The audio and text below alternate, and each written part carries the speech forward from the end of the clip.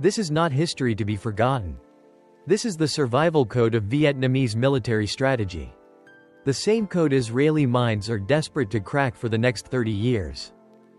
Some nations build defense systems with steel, missiles, and satellites.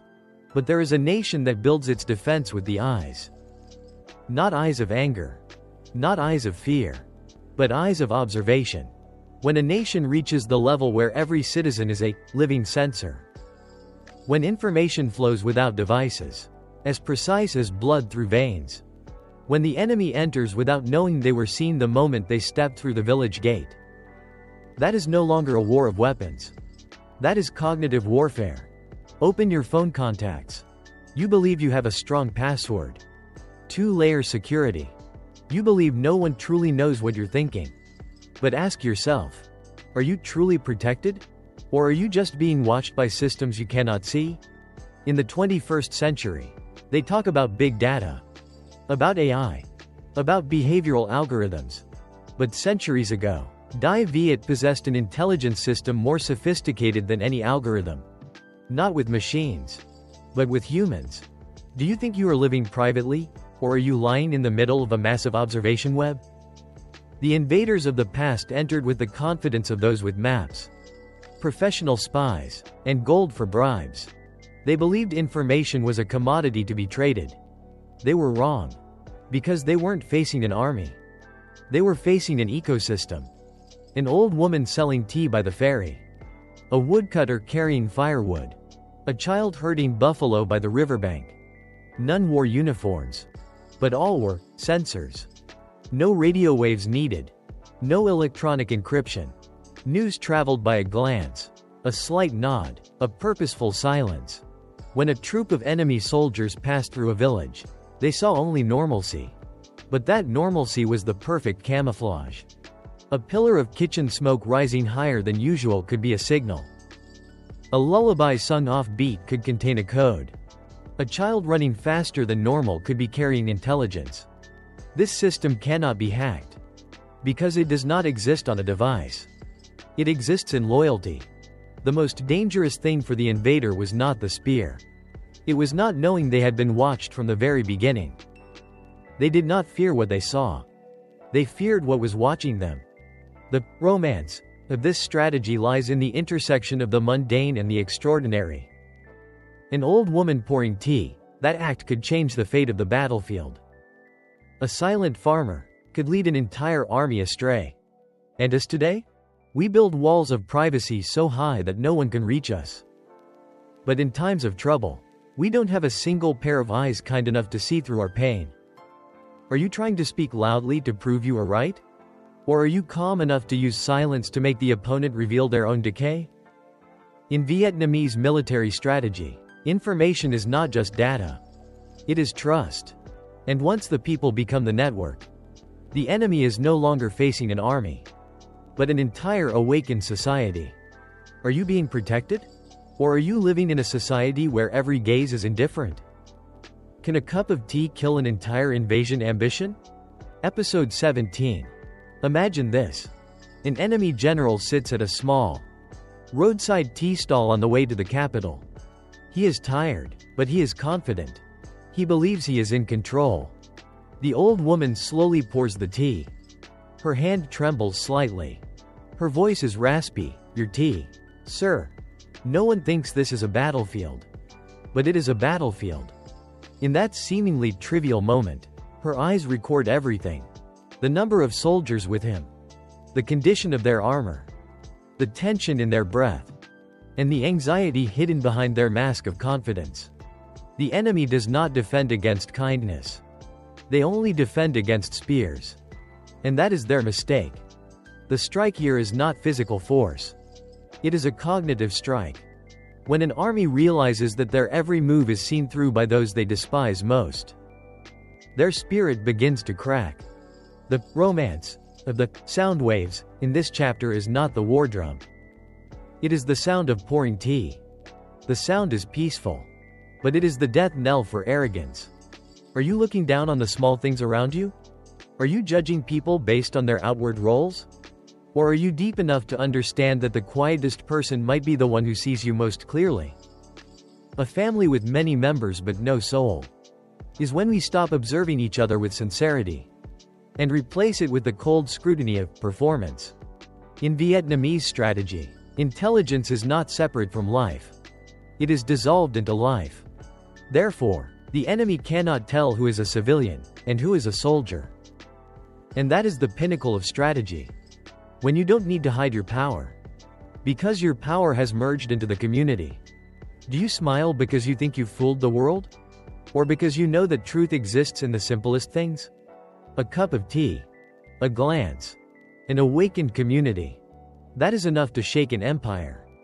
Vietnamese military strategy is not just in history books. It is in how we live today.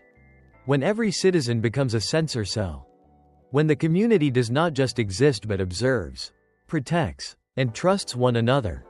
That is when a nation reaches its highest state of defense. The question is not, how strong is our security system? The question is, do we still truly see each other? If you feel the value of these eyes of the people, stay with this series. Because we are not learning history. We are decoding a survival operating system. In the next episode, we will enter an even deeper layer of strategy, where the enemy is not just observed, but led into a trap without even knowing it. Stay tuned. Because each episode doesn't just tell a story. It opens a new way of seeing the true strength of a people. Do you have true friends, or only entertainment radars, circling you while you still have value?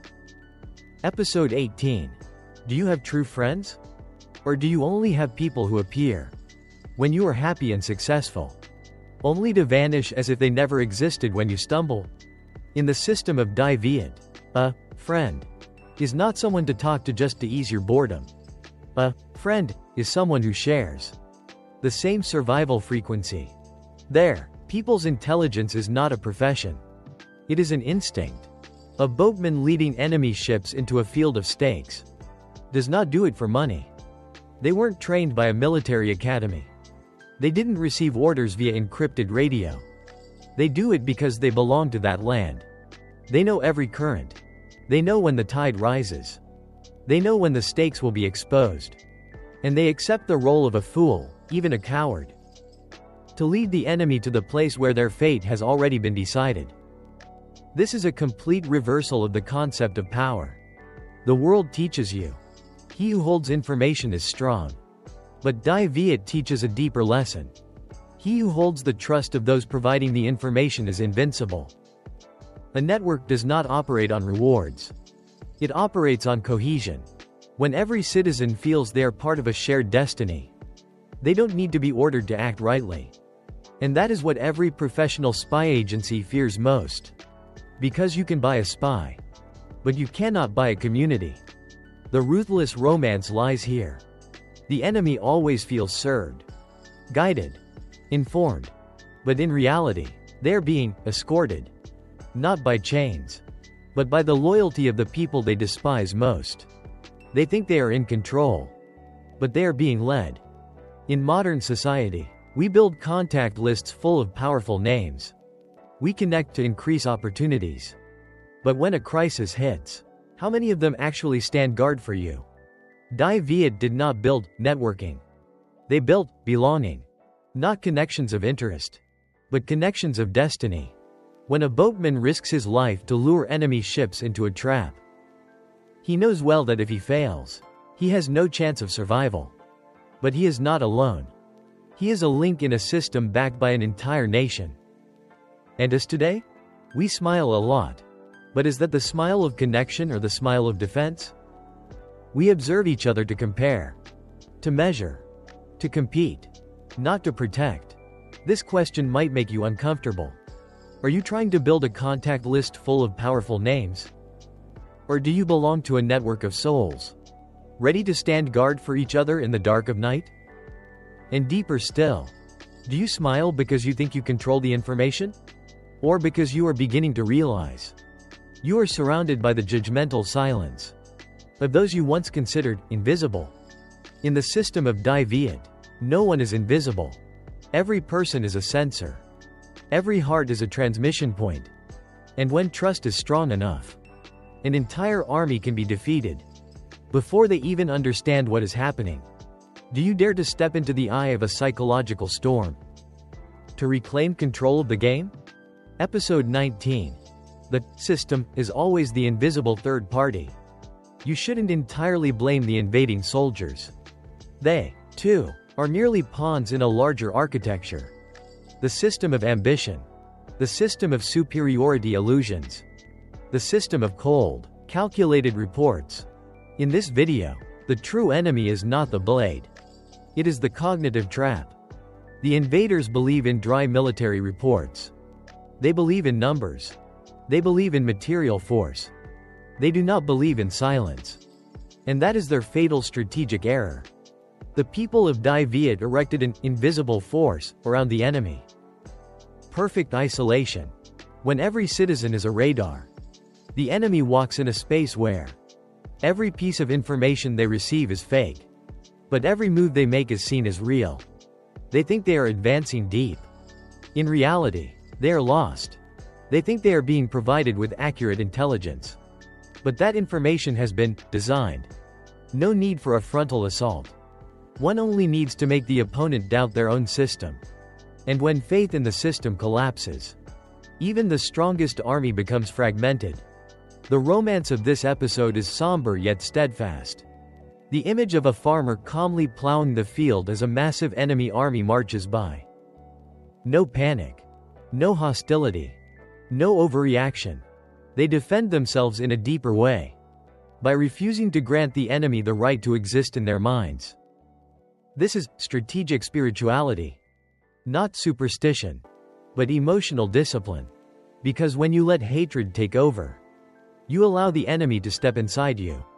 The people of Die Viet did not let that happen. They did not turn themselves into monsters. They turned themselves into guardians. The enemy goes mad because they cannot fight a system that has no fixed command center. No single headquarters to destroy. No brain to assassinate. Because the center is everywhere. And here is the question for you today. Do you feel out of sync with society? Or are you simply refusing to operate according to a heartless performance system? The world tries to manipulate you with illusions, with comparisons, with algorithms. But if you have enough steel in your soul, you can stand outside that vortex. The people of Die Viet achieved this in the midst of war. They held onto the truth within themselves. They did not let the enemy's system define their value. Do you smile because you fit in? Or because you've found a way to stand outside the manipulative algorithms of our time? When the world tries to control you with illusions, are you steady enough to retain control over your own mind? Because the ultimate strategy is not to defeat the opponent. It is to not let the opponent control how you see the world. And when a nation achieves that, no army can ever conquer them. If one day every eye turned away from you, what would you have left? Episode 20. I will not teach you how to build an intelligence network. I will not give you advice on how to win people's hearts. I will only do one thing. Show you the price you will pay if you continue to live while disregarding the eyes of those around you. The Mongol Empire once believed they were an unstoppable storm. They had the world's strongest cavalry, iron discipline, maps, spies. They entered Die Viet with the conviction that raw power decided everything. But they failed to understand one thing. A nation where every gaze is a lookout post can never be defeated by pure force. The price they paid was not just a shattered fleet on the Bak Dang River. It was not just generals crawling into bronze tubes to escape. The true price was humiliation. The humiliation of realizing they were completely read by those they once deemed the lowest of the low. They had weapons, but they did not have the trust of the people where they set foot. And in cognitive warfare, that is a pre-signed death sentence. You can win a few battles, but you cannot defeat a community that looks at you with awakened eyes. Now, look at modern life. A family sitting at the same dinner table. 4 people. 4 glowing screens. No one truly looks at anyone. We have connectivity, but we have no gaze. We have long contact lists, but we have no guardians. The price is not paid immediately. It comes in silence. One day, you have a birthday. Many people send wishes. One day, you face a crisis. Very few actually show up. And on the final day of your life, you may have a very long funeral contact list. But not a single soul truly present to weep for you. That is the deepest failure. Not financial failure. Not career failure. But the failure to be seen, and to see others, with sincerity. The romance of the sound waves in this episode is not the war drum. It is the sigh of history. 30 years from now, when facial recognition covers the planet, when AI knows what you like, what you fear, what you want, humanity will realize a bitter truth. No camera is as sharp as the eyes of a mother protecting her child. No algorithm is as loyal as the gaze of a citizen protecting their homeland. Technology can track you, but only a sincere gaze can protect you. The Mongols lost not because they were weak. They lost because they did not understand they were stepping into a space where everyone saw them. But they saw no one. Are you building a life to impress strangers? Or to be sheltered by sincere eyes? Are you smiling because of a programmed happiness? Or because you are truly moved by eyes that speak? If you fall tomorrow, how many eyes will look down to lift you up? And if tomorrow the country calls, will you be an eye that is awake? Or just a screen that is glowing? I am not giving you a solution. Because the solution does not lie in tactics. It lies in how you look at the person across from you today. The chapter, The Eyes of the People, ends here. But the question does not. If one day every eye turned away from you, what would you have left? ... And tonight, when you turn off your phone, try looking into the eyes of someone in your home. If you are brave enough to look for more than 5 seconds, you will understand why a nation can break 10,000 blades simply through the wakefulness of their gaze.